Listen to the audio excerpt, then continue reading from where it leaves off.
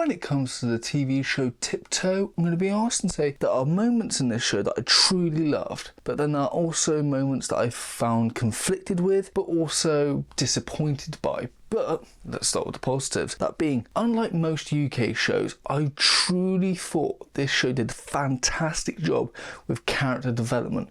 Throughout the first episode, we learned so much about the character Leo. That being Leo's complicated love life, his personality, and his tendency to exaggerate the truth for dramatic effect, which could get him in trouble. Each episode has quite moving scenes, whether it be the Tiptoe scene or Leo talking to Clive's son George about the feelings he has towards someone, both very moving for different reasons, with one moving due to the reality of what one is saying about modern times, and the other dealing with huge feelings at quite a young age. Something which may seem small, and I have heard people critique this, but I really enjoyed how each episode opens up with a different character reacting to the whole ending of the show.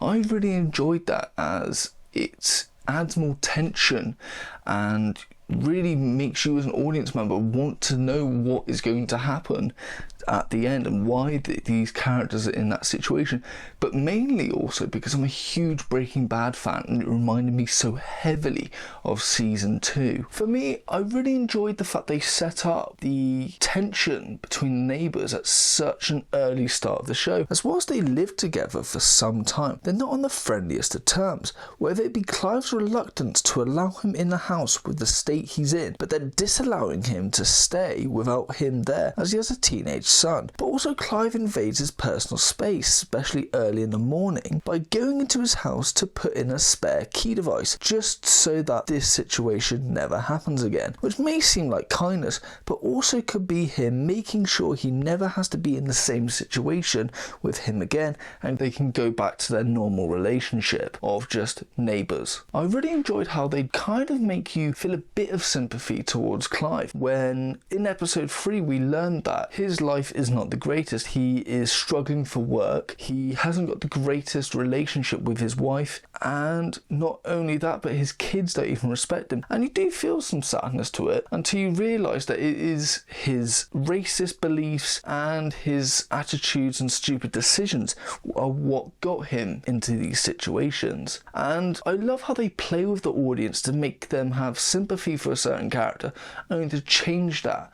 We get this with his wife, as she essentially says to him that even though she wants to move away from him and start fresh, due to the financial situation that she is in and that he is in, they can barely survive on their own, and so she's going to have to tough it out and live with him, even though she definitely wanted to move on from him. And you really do feel sad that she can't have her dream. But in that same episode, we see that she is quite nasty and deluded as him, with her quite horrific beliefs about the gay community. She not only says this to her children, but she also says it to Leo as well. There are moments I will say we're on Clive's side, which I will say it's nice to see that he's not always the villain. We get this in episode 2 when some of the staff and customers are making sexual comments about his children, which he rightly stands up for.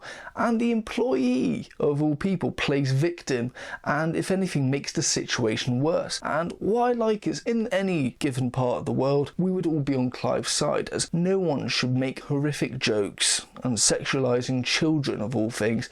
And what that employee did, there should be consequences for, and I'm glad that that is represented. He's not always painted as a bad guy. I will say though, Clive diving deeper into his paranoid conspiracy theories was very hooking, as he becomes quite a terrifying yet hooking villain, especially with him now knowing the truth about his children and how he waits for Leo inside his house. Now when it comes to the final episode, I will say that is one I'm somewhat conflicted on, as while I have true sympathy for what Leo goes through as he enters that house and the excruciating tension that is thrown in as he enters that house and everything comes out, and you're just begging for him to somehow escape this and get back to his own house, but sadly his fate is sealed in the very first episode. What I found kind of conflicted is why he went over there in the first place. As well, yes, there was an image of George on the internet, but Clive would have never known any the wiser unless Leo went to his house, so he, if anything,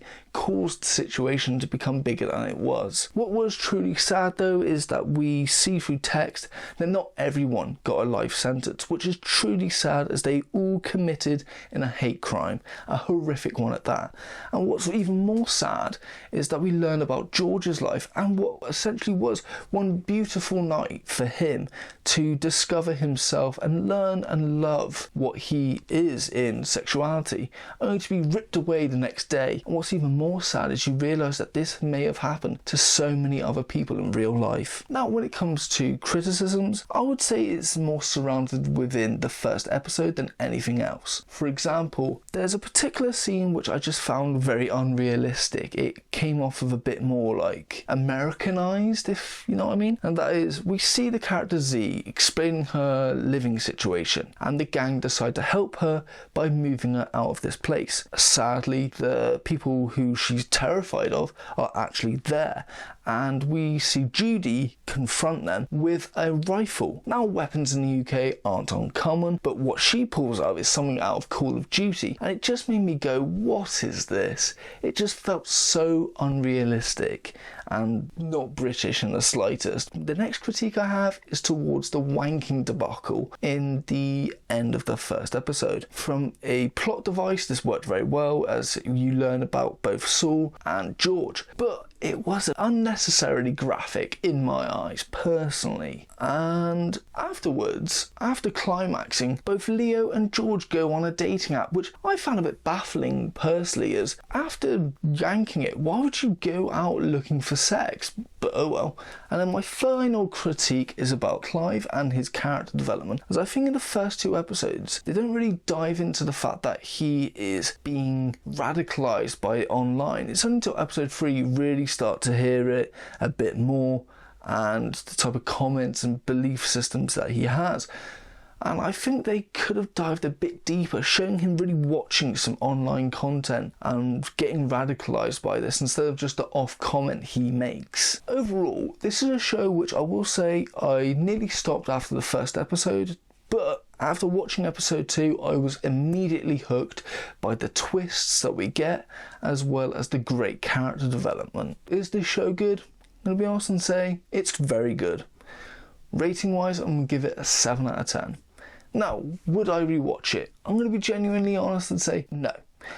Whilst there are moments like the tiptoe dialogue scene that I truly did enjoy, there's not much else for me that's gravitating me towards a rewatch at this moment. Maybe later in the future. Now, when it comes to recommendations, this show and the type of conversation it's having about online media reminded me of Adolescence, as well as that's tackling how online media and alpha male type bollocks radicalizes young people, and obviously this is doing the opposite effect of older men. And I enjoy the conversation they're having, I just don't think they dived deeper into the subject matters, but the character development and the stories that they told were fantastic and worth looking into. Another show that dives into similar dark topics is that of Baby Reindeer, about stalking and really making quite uncomfortable decisions, and obviously because it's based in real life it's even more depressing and sad, like Adolescence was. And I think that's another TV show to look into. It's definitely dark, it makes your stomach turn at times due to what's going on, and yeah, it's quite a messed up show, but I think it's worth a watch. David Morrissey in this show was fantastic, and yes, I think most people know him as the governor from The Walking Dead, and yeah, he was great in that. But I'm here to recommend one of his very earlier acting roles, and that is One Summer. I think it's one of his earliest projects to date, and that is him playing the schoolyard type of guy who's living in Liverpool, and his life's very bleak, but he is looking forward to this one particular thing, and that is going to Wales with the school. Sadly, because of his absence, he is not allowed on this trip, so he and another friend decide to hitchhike all the way there. It's got some laughs, it's very dark, but it's also taking away the bleakness. There's a bit of hope in the show. I think that's worth recommending. Now lastly, because of the flash forwards that I mentioned in this show, reminding me heavily of Breaking Bad, I definitely recommend Breaking Bad. Season 2 to be specific, or Season 5, as those flash forwards were prevalent in the show. Definitely worth watching, definitely check out. Those are my recommendations. This has been my review for the TV show Tiptoe. Thank you for watching. If you have enjoyed, please like and subscribe, but most importantly, thank you and have a nice day.